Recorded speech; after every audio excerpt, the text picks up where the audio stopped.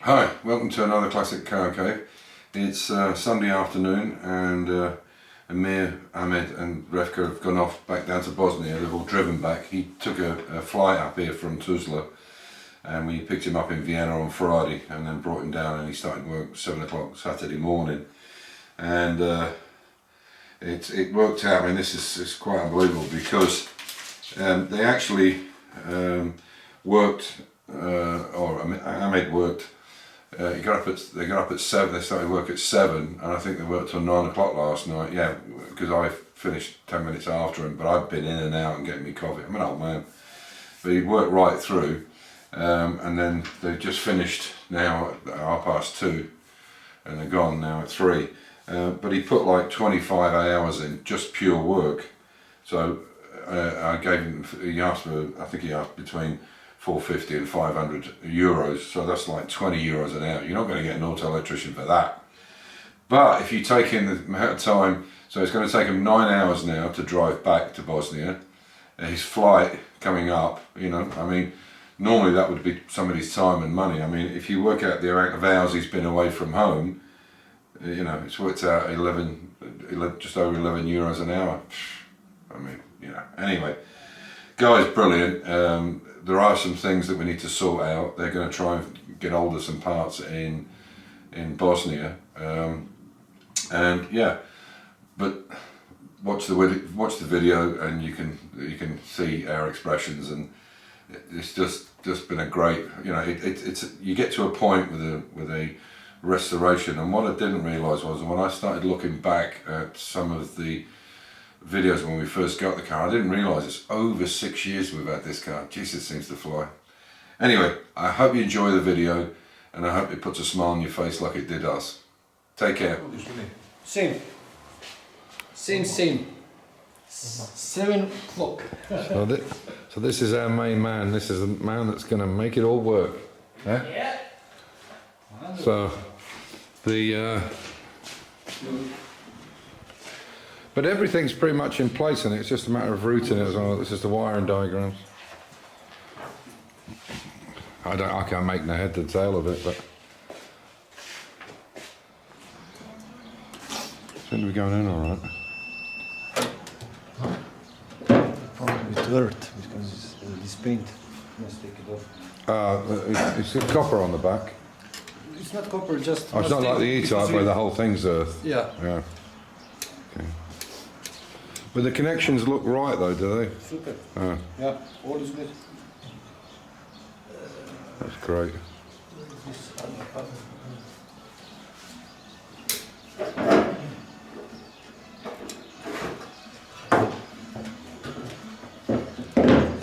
Oh, we need to bring the stuff down for the steering as well.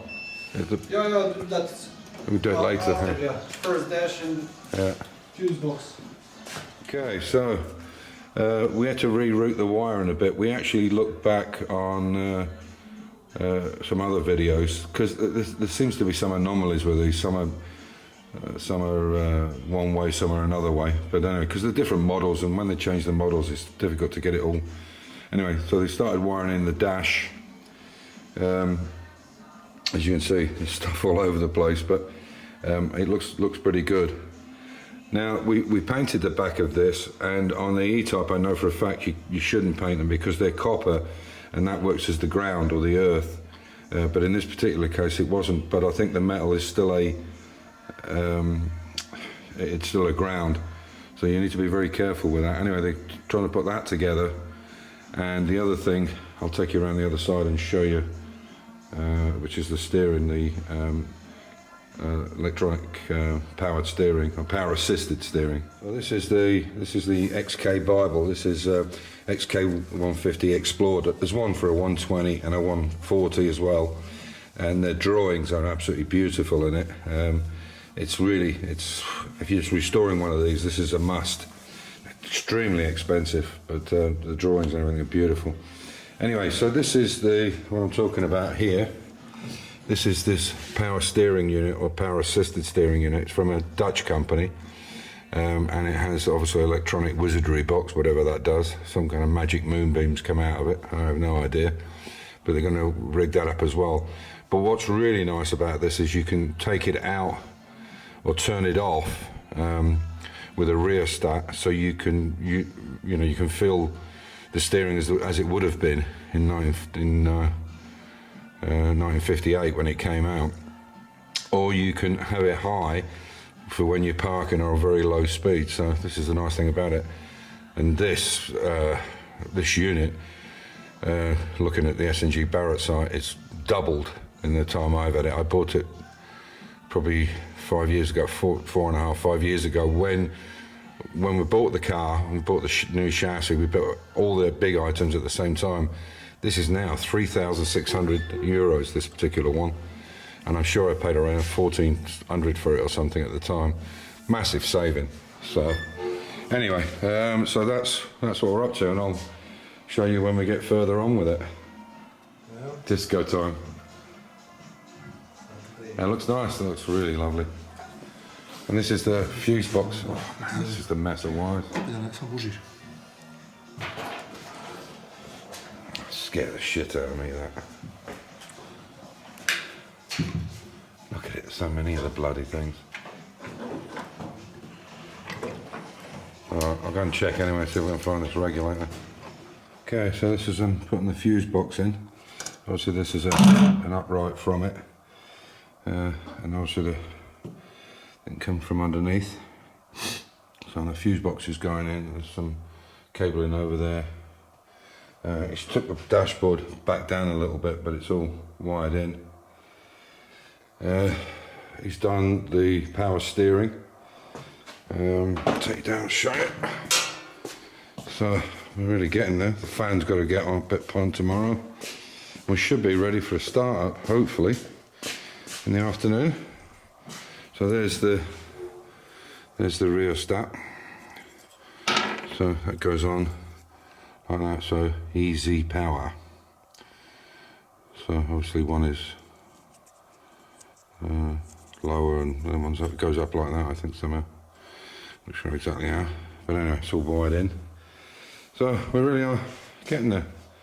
As I say, hopefully I'll do the last clip tomorrow with it actually starting. We have a problem, Houston, as they say, and the problem is we can't find the regulator. We don't need the regulator as such, because we have an alternator in this car, so you don't need a regulator unless you've got a dynamo, but we need it as a junction box and we can't find it, and this is a bit of a problem, but we'll rig it up in some way that we can start it, but it probably won't be charging.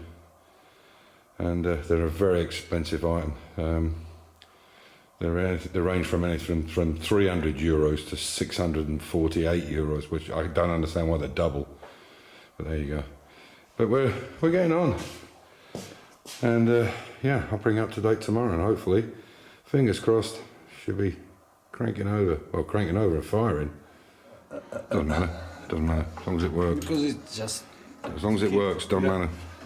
So, here we go, guys. Pump ignition on.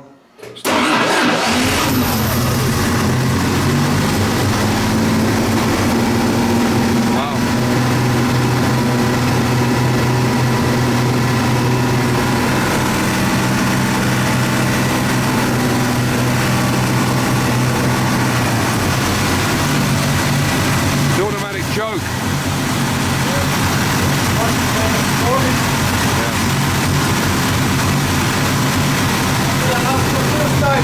Yeah.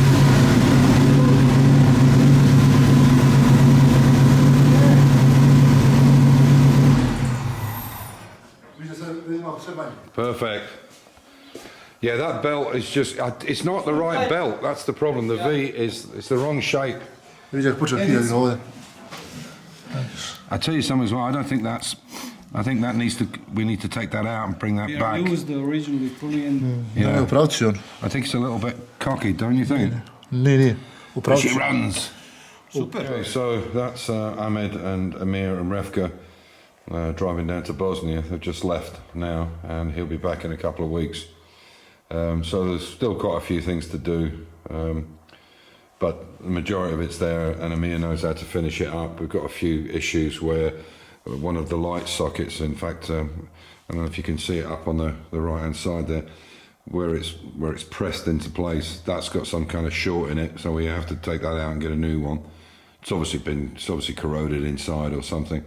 But all of these lights are going to get LEDs in them anyway, so that's no problem. Also, if anybody mentions about the switch, we've got to turn it, of course, because it's in the wrong position. And I'm not happy about the oil gauge. I mean, it's showing 100 psi, which is ridiculous. Now, either the gauge is knackered, which I suspect it is, because we've kind of cleaned up the gauge. But it did work okay when we had it on the chassis. But it should really, maximum it should go up to is probably 50, 55, and when it's cold, and then come down, and 40s even, and come down to about just over the 20 mark. So yeah, I mean between 20 and 40 is where they normally sit. But it's running off fuel so the fuel has been put into the tank. And you can see there's that system there, like a spring load. So we put 5 litres in the tank, and it's running from that, and I'll lift up the car and show you. So the rear lights, we put them on, take them back off again, but the rear lights work perfectly. The reverse light works perfectly, the number plate light, the power assisted steering motor works perfectly. Basically everything. We just need to get this regulator sorted out, which they're going to look for actually in Bosnia. Ahmed thinks because we're not actually using this. Normally in the regulators, there's normally 3 coil system with points in them, and what we need to use is like a junction box. But obviously, the original idea was to put the box back on because it should be on the bulkhead. It'll look wrong otherwise. And you can see over there's some relays and flasher units. Obviously, the other issue is that the fan belt is wrong. It's not sat in the V right, and it's rubbing. That's why you might see a bit of smoke. So I'll just lift it up a second. But to be honest with you, obviously that wasn't when you heard it running in that last clip. That wasn't the first time. It was the first time it was. Second time it was run. The first time, because the engine hadn't been run for 16, 18 months, we took the plugs out and turned it over, to make sure all the cylinders were clean and the oil pressure was up and so on, which is a thing you should do. And then we put it on, and when he tried it, it fired straight away, which surprises me. So he turned it off, and then we showed that video clip. So it wasn't exactly the first fire. But anyway, I'll take it up and I'll show you what we're up to. And you can see here, I'll take you in and you can see. So you can see there, this is the pump system underneath. Sorry, it might be a bit. So what we're doing is we're running on this single pump at the moment because I need a kit, a braided hose to go from here to here because they run in parallel with each other. Why it needs to, I don't know, but that's what they had on them. I think possibly when they were the old point system in these SUs, these are obviously reproductions, but when they had the points in them, you had to get under and knock on them, and perhaps they thought for all the extra money you pay for an S-Spec, at least one pump would run, because I can't see that you would need two. You certainly don't have it on an E-Type, but anyway, there you can see. And this is where we made a connection here, but it's running directly off the tank now, so that's great news. And they checked everything out. Obviously we didn't get anything from the headlights because there's no bulbs in them, but they checked all the cables, the fan works, and the rheostat in the fan that you can turn. So yeah, there we are. Obviously the clamps off, and I've got to get some new battery clamps. Obviously that's not sufficient for what we need, so we're going to get a new strap and a new positive feed from it, and then we can start thinking about putting all this inner wing back in. But we made all the parts for that, and they're sat there. This is the inner wing piece that covers the airbox, and then there's two black pipes which are there, and they go on to feed. So as I said, what will happen is this is not normal, so the air will get pushed in there, which is right in between the two vanes, like that. They all get pushed in there and pushed into the box. Now, It didn't have that on the original car, but because the airbox is behind all that inner wing, and it was obviously it ran well enough and it was good enough, but that extra bit of air where it's not dirty off the ground and it's cold and straight in at the front before it goes anywhere around the engine, it's got to be better than the way it was. And you can't see it. I mean, by the time the grill comes down here, you know, because it comes out along here somewhere, and here, by the time that's on, you can't see it anyway.